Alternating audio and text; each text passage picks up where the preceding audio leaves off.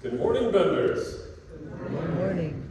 Well, I have a confession to make, and that is, today's readings are indeed a bit on the spicy end of the spectrum. Almost as spicy as the buffalo sauce or Tabasco I had on my sandwich last evening, to be sure. I mean, we're only talking about the supposed end of the world. We are only reading about the arrival of the man of lawlessness, which popular culture dubs the Antichrist. And of course, we're discussing the resurrection of the dead. It is quite fascinating that generation after generation, there is a longing to know, are we living in that time?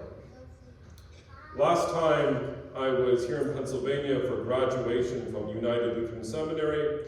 Upon returning to New York State, upon returning to my hometown, there was a minor earthquake. The following morning, not only did people walk up to me, seeing me and my clerics, they had one question on their minds. What shenanigans had I gotten up to in Pennsylvania? Quite the homecoming. And secondarily, was it the end of the world? To which I had to respond, quoting the 90s rock band REM, yes, it's the end of the world as we know it, and I'm feeling fine. It is true, sisters and brothers, that our Holy Scriptures, the foundation of our faith, clearly and plainly teach a future time, an eschaton, where indeed the powers of darkness shall be confronted, and in which God shall heal the heavens and the earth, when Christ shall reign over all. And yet too often we tend to read these passages not through the eyes of the ancients, those who had walked with Jesus, our blessed Lord, or through the eyes of the ancient people of the covenant of Abraham, Isaac, and of Jacob. But instead, so often, understandably, we see these passages through the pressures of our own time, the anxieties of our present moment. Therefore, might I suggest that by returning to these spicy passages, through the context of the men and women who knew the apostles, who knew Jesus, and who knew the fathers and mothers of the covenant faith, we can better understand what the Spirit is trying to teach us this morning out of God's Word. So, let's address the elephant in the room in light of 2 Thessalonians, or should I say the demoniac in question, this man of lawlessness. It's rather interesting that when we speak of the future antagonist, the future enemy, whom pop culture dubs the Antichrist, he's only referred by that title once in the letter of 1 John. What's curious is we'll often think of the book of the Apocalypse and the profile of 666, or the idea of a mustache-twirling villain. But in reality, Scripture offers a far more terrifying profile. 2 Thessalonians states that this figure will stand in the temple of God, in the place of worship, claiming to be God. Now, I don't know about any of you. Lately, when I look at today's political pundits who need teleprompters, it's hard to find anyone so charismatic that they could shape the entire world to deceive millions to believe that they were a God or God himself. So much so that when I taught this passage only a few short months ago in my personal Bible studies, a very devout lady who was incredibly committed to Scripture sincerely asked me, surely, Vicar John, aren't we beyond that point? How could the world fall to such madness? I had to gently explain that that madness or that spirit of the beast is certainly alive and well, and would have been well known to the ancient peoples of Israel and of the New Covenant. You see, in the ancient world, it was common for rulers to claim divine prerogative. Pharaoh, the enemy in the book of Exodus, was considered the embodiment of Ra on earth, and all of his subjects slaves to his will. It was clear that Alexander the Great, the famous conqueror, claimed divine parenthood through Zeus, and as a result claimed the whole earth as his dominion. He wept that there were no more worlds to conquer after he thought that he had already done so. And certainly the Caesars, during the time of Paul and our blessed Lord Jesus Christ, were in a like manner of hubris. It is interesting that the great figure Julius Caesar or Caesar Augustus were elected by the Roman Senate gods after their death. And certainly it can be plainly known through history that maniacs like Nero or Domitian or Caligula equally claimed to themselves a kind of divine identity. And yet the people of God, and yet the people of Abraham, Isaac, and of Jacob, they understood authority differently. No, they understood that their rulers, their priests, and their kings were not God. That they were subject to a higher moral law, to Torah, to mitzvot. They understood, sisters and brothers, that the king was subject to a divine law.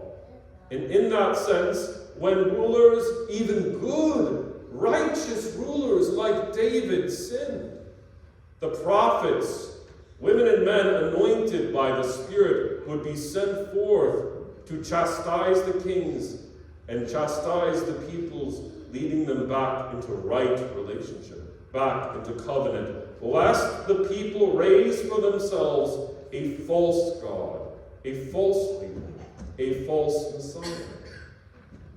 Now, sisters and brothers, what is curious is we might say that we have washed our hands of this. And yet, when I look at the title Antichrist, far from being only against God or against the Messiah, it also means in place of. I will freely confess there are many times when I am riveted to the news or caught up in a good pleasure in the world or academic study instead of paying attention to Christ or my neighbor. In that moment, I am in place of Christ. It is clear coming from New York State and the madness that has swept over that land, regrettably. There are some notable figures who have announced that government could solve any problem on earth, and others claiming that they, and not God, had brought them to where they are. Such hubris is still a matter of being in place of the true Messiah, the true Christ. And it is also true from the days of the French Revolution in 1789, when the heads of church and state were decapitated. And from the time of the communist revolutions and evils of October 1917, which gave rise to Lenin and Stalin, that many believe that they can find utopia, a resurrection, a Garden of Eden without God. And this is the great sin, that God himself provides all that we need, and we claim that by our own bootstraps, by our own merit, we can acquire God. Martin Luther had a lot to say about the fact that we are justified not by our works, but by the righteousness of Jesus Christ. This segues beautifully into our discussion of the resurrection. As Pastor Ryan ably noted, we just celebrated the Feast of All Souls and of All Saints, of our ancestors in Jesus Christ who have gone on before us. This is why we believe, as did many of the Jewish people of old, as we even see in the ancient book of Job, the conviction that the souls of the just are with God.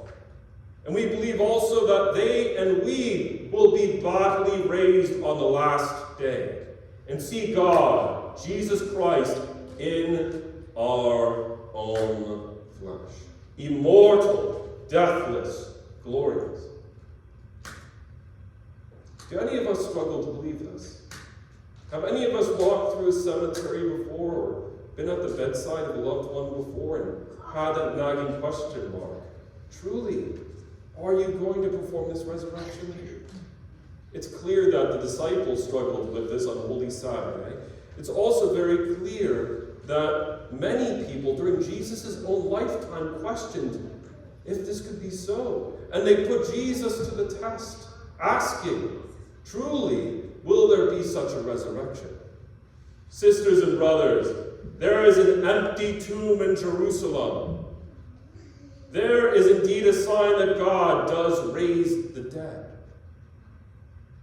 And today, in a few short minutes, when Ryan will offer the bread and wine, the body, the blood, the soul, and divinity of Jesus, you will have in your hands the Lord God who is cradling you.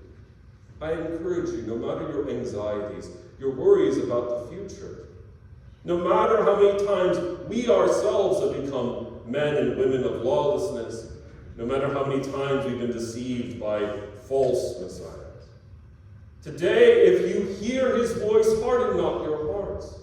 We receive the living God. We receive the Lord who loves us and who alone is capable of washing away our sins.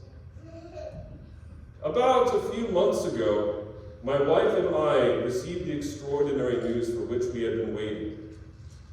The gift of parenthood. We learned that my beloved wife is pregnant. And as I stood there in the doctor's office and heard the small heartbeat of our son or daughter, we don't know quite yet. As I stood there hearing the life that is there already, I recognized, truly, we are not ghosts in a machine. In the beginning, God made the heavens and the earth. The body is sacred. We are members of God's body.